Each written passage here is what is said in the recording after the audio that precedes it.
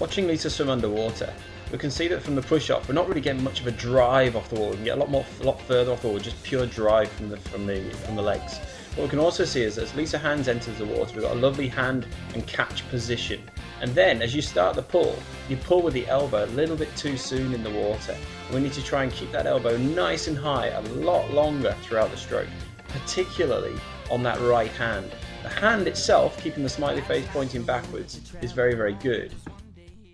Lisa's doing catch-up, but she's put her hands straight down towards the bottom, and the reason for this is I'm really trying to get her to think about where her hands go into the water and also where her hands start the pull phase. And what you can see is we've eliminated that elbow pulling out too soon by starting the catch a little bit later in the stroke. We've also looked at the hand position and the elbow position in the water. So what we're doing is we're really working on that push phase of the stroke, and you can see that her elbows are in a much, much better position, because that's where she's starting the pull from.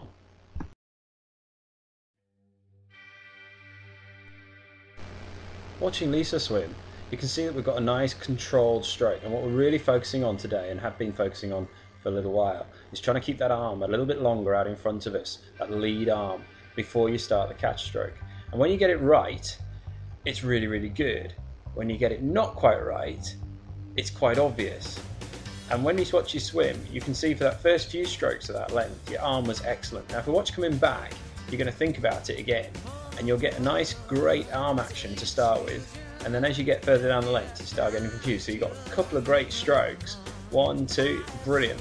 Particularly leading with that left hand, it's really, really good. And keeping that, then that right arm follows through. You just need to keep it going for the whole length and don't think so much. All you've got to do is keep that arm out in front of you, because what you've got there is the basis for a fantastic stroke. And what we're going to do now is I'm going to show you what you look like if I speed you up.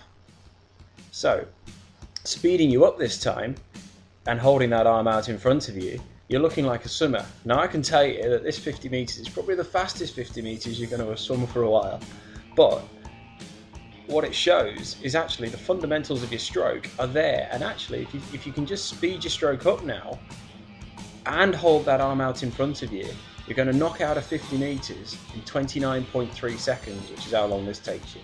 So excellent. Watching Lisa swim again, this is the last length that we swam this week, and we're looking at swim underneath the water, and we can see with that lead arm out in front of us we have much, much better body position in the water. And we also have a nice smooth action in the water as well. And by keeping that arm a little bit lower in the water, you just roll your shoulders that little bit further forward, and that pulls your hips a little bit higher and puts your whole body in the right position. What we can see with the hand action is the hands are going in nicely, and we're getting a lovely action from the fingers. Now again, watch the push and glide, getting the head down, nice big stream. Our head can go a lot lower. Look at Keith alongside her and get that head a lot lower.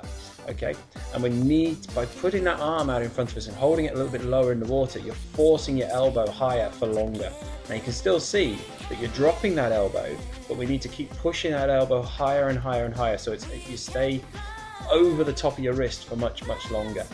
Okay, but generally the stroke's starting to come. We just now need to sort of almost literally speed it up.